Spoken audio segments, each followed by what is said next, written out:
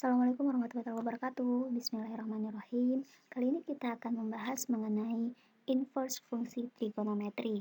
Nah, sebelum mendalami bab ini, kita ingat kembali bahwa definisi dari inverse itu sendiri kan artinya kebalikan atau pencerminan biasanya. Nah, yang pada umumnya kalau di bab-bab kalian sebelumnya itu kan biasanya identik dengan gini nih. Carilah nilai dari sin 30. Berapa jawabannya? Setengah ya. Nah, untuk di bab ini kebalikannya, yaitu carilah sin dari setengah itu ada di sudut berapa? Ada di derajat berapa? Seperti itu. Nanti kita bahas aja lebih lanjut di pembahasan berikut ini. Untuk yang bagian pertama, kita akan membahas mengenai inverse fungsi sinus. Nah, untuk definisi inverse fungsi sinus itu sendiri biasanya seperti ini. Jika kita memiliki suatu fungsi yang dinotasikan dengan Y sama dengan sin X untuk min pi per 2 kurang dari sama dengan X kurang dari sama dengan pi per 2, maka inverse-nya adalah X sama dengan sin inverse dari Y untuk min 1 kurang dari sama dengan Y kurang dari sama dengan 1. Ini definisinya ya. Sedangkan notasinya biasanya kita tuliskan seperti ini. Y sama dengan sin inverse X atau Y sama dengan arc sin X. Nah, yang arc sin X ini biasanya digunakan untuk kalkulator. Jadi sebenarnya apa sih definisi dari sin inverse X itu? Sin inverse X itu adalah nilai-nilai dalam interval tertutup di mana batasannya dimulai dari min pi per 2 sampai pi per 2 dan itu merupakan nilai sinus X-nya. Nah, agar lebih mempermudah pemahaman, kita langsung aja masuk ke contoh. Di sini ada 3 buah contoh. Dari yang pertama ya, kita tentukan sin inverse dari setengah. Nah, cari batasan. Batasannya kan udah jelas kalau dimulai dari min pi per 2 kurang dari sama dengan X kurang dari sama dengan pi per 2. Sehingga sin X bernilai setengah. Kita cari nih, nilai dari berapa yang menghasilkan setengah? Oh, ternyata sin 30 itu atau pi per 6 itu sama dengan setengah. Sehingga inverse dari sin setengahnya berapa? Ya pi per 6. Paham? Kalau kurang kita lanjut ke nomor 2. Sin inverse dari min setengah. Min setengah berarti dia sudutnya berapa yang bernilai min setengah? Berarti min 30 kan? Makanya cari batasan atau sudut yang dimulai yang ada di rentan min pi per 2 hingga pi per 2 yang mengakibatkan bahwa sin X itu bernilai min setengah. Karena sin min pi per 6 itu sama dengan min setengah, maka sin inverse dari min setengah itu berapa? Min pi per 6. Begitu juga untuk yang nomor 3, kita cari dulu. Setengah akar 2 itu di sudut berapa ya di istimewa? Oh, ternyata sudut 45. Sehingga kita bisa cari nih. Kita peroleh bahwa sin pi per 4 atau 45 itu sama saja dengan setengah akar 2. Maka sin inverse dari setengah akar 2 itu berapa? Pi per 4.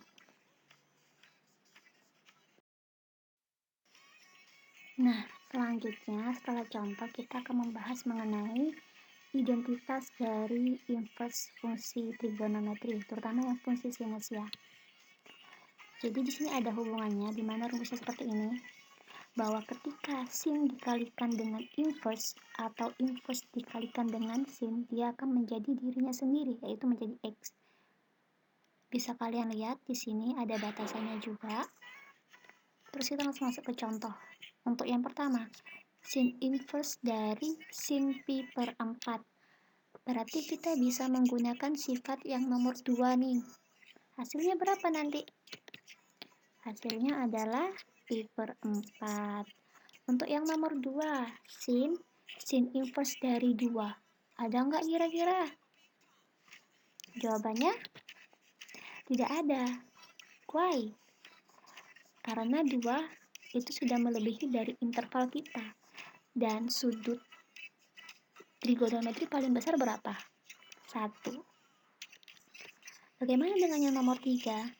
Sin inverse dari sin 3pi per 2. Oh, ini sifat nomor berapa nih kalau kalian lihat? Nomor 2.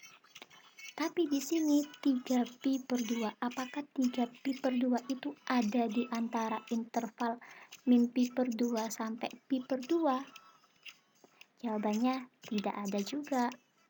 3pi per 2 itu kan sebenarnya berapa? 270 kan?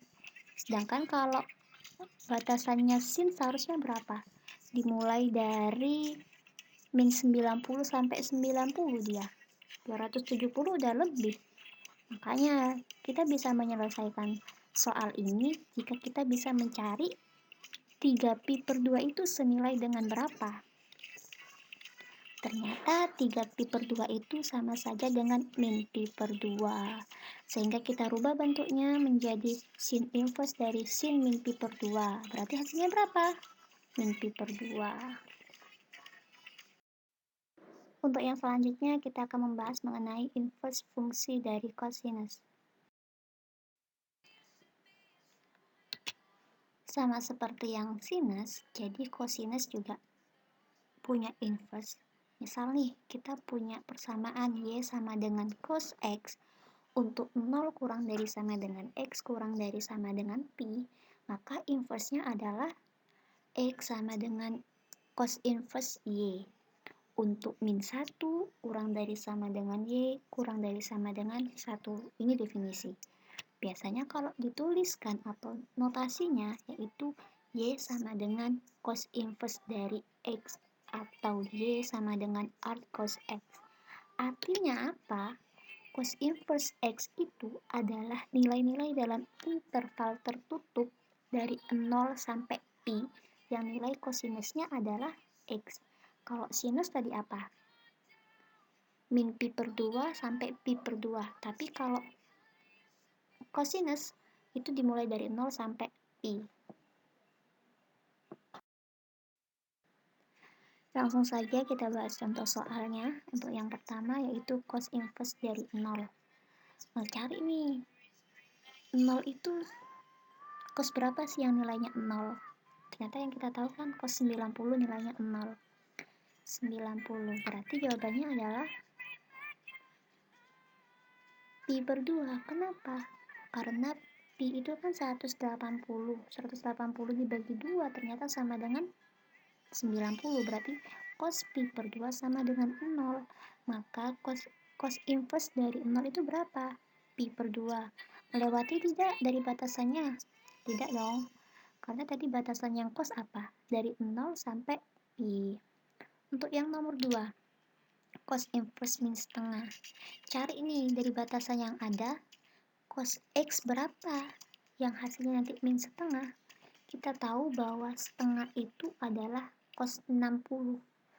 Karena dia dimintanya min, berarti otomatis posisinya di kuadran 2 atau kuadran 3 ya. Kuadran 2 maksud ibu, tidak sampai kuadran 3 karena batasannya hanya sampai pi 180. Berarti ternyata bisa kita tulis nih 2pi per 3. Cos 2pi per 3 itu ternyata sama dengan min setengah. Sehingga untuk cos inverse dari min setengah itu berapa? 2pi per 3. Dalam aturan sinus atau fungsi inverse sinus juga terdapat identitasnya atau hubungannya, yaitu seperti ini. Jika dia dikalikan dengan dirinya dan dengan inverse-nya, dia akan menjadi dirinya sendiri atau menjadi X. Untuk yang pertama, cos inverse X sama dengan X untuk X dalam interval min 1,1. Sedangkan yang kedua itu adalah cos inverse cos X sama dengan X untuk X dalam interval 0, pi. Contohnya yang pertama, cos inverse dari cos 0,6. Oh, kalian lihat nih, dia bentuknya sama seperti yang nomor 2 nih. Jadi kita bisa tulis aja. Jawabannya 0,6. 0,6 itu ada di antara interval 0 sampai pi. Untuk yang nomor 2, Cos inverse 1, berarti jawabannya adalah 1. 1 juga merupakan interval yang di sifat nomor 1 nih. Intervalnya min 1,1. Kita masuk ke yang terakhir, alhamdulillah, ini mengenai inverse fungsi dari tangan. Untuk definisi dari tangan itu, inverse tangan itu seperti ini. Jika kita punya persamaan fungsi Y sama dengan tan X, untuk min pi per 2 kurang dari X kurang dari pi per 2, maka inverse-nya adalah X sama dengan tan inverse Y. Untuk min tak hingga kurang dari sama dengan Y kurang dari sama dengan tak hingga. Sedangkan notasinya biasanya disimbolkan oleh Y sama dengan tan inverse X atau Y sama dengan arc tan X. Maknanya apa? Tan inverse X itu adalah nilai-nilai dalam interval terbuka yang dimulai dari min pi per 2 hingga pi per 2. Karena dia terbuka, jadi pi per 2-nya tidak ikut dan min pi per 2 juga tidak ikut. Dimana yang nilai tangannya itu adalah X. Untuk mempermudah, langsung kita bahas contoh. Untuk yang pertama, tan inverse min 1. Jawabannya gimana? Kalian coba. 1 itu ada di sudut berapa sih? Kalau di tan, ternyata 1 itu ada di sudut 45. Cari nih yang di batasan ini, min pi per 2 kurang dari X kurang dari pi per 2, sehingga tan X itu bernilai min 1. Oleh karena tan min pi per 4 itu kan 45 nih, sama dengan min 1, maka tan inverse dari min 1 itu apa? Min pi per 4. Yang nomor 2, tan inverse dari akar 3 per 3 atau sepertiga akar 3. Cari lagi nih, sepertiga akar 3 itu tan berapa kira-kira? Ternyata tan 30. Cari di batasannya ya. Sehingga tan dari pi per 6 itu kan sama saja dengan akar 3 per 3. Maka tan inverse dari akar 3 per 3 itu adalah pi per 6. Inverse dari fungsi tangan juga sama, memiliki hubungan antara identitasnya, dimana dia seperti ini. Ada tan dikalikan dengan tan inverse X itu menjadi X. Untuk X-nya itu adalah anggota bilangan real. Dia bisa berupa nilai berapapun. Sedangkan yang kedua, untuk tan inverse dikalikan tan X sama dengan X untuk X dalam interval min pi per 2 dan pi per 2. Kita masuk ke contoh. Yang ini tan dari tan inverse min 1. Kita lihat bentuknya kayak yang nomor 1. Sehingga hasilnya berapa? X-nya di sini berapa? Min 1. Min 1 itu apakah anggota bilangan real? Iya, min 1 anggota bilangan real.